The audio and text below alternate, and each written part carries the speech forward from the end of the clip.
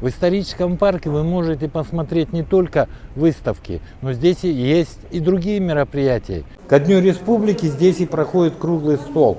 Проблемы современного казачества. Вопросы самосознания и идентичности якутских казаков.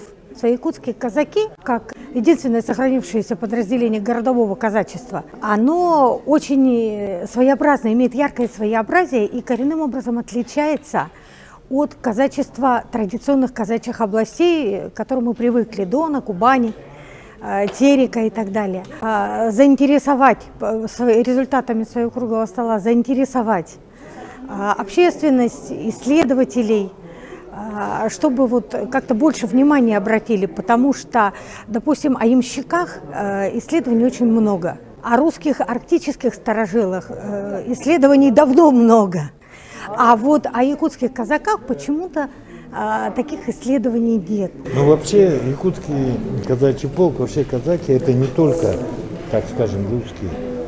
Это все национальности, которые живут в Якутии. Это же правда? Да, это правда.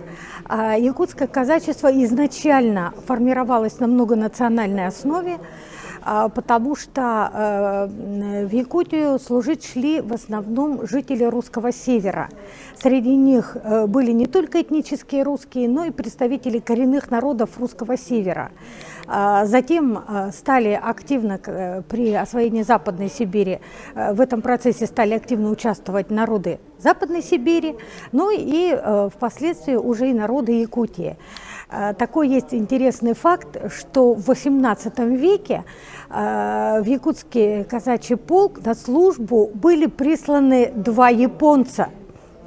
Отец Дальнего Востока – это Якутск. И это на самом деле никто не оспаривает, но все забывают. Вы абсолютно правы. И поэтому данный круглый стол должен действительно историческую справедливость, так скажем, да, доказать и установить.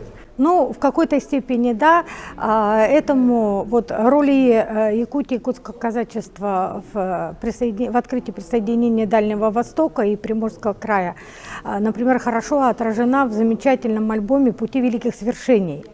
Вот просто лучше, наверное, нигде это пока не сделано, но действительно об этом надо говорить больше, чаще и громче, чтобы и сами жители Дальнего Востока об этом тоже не забывали.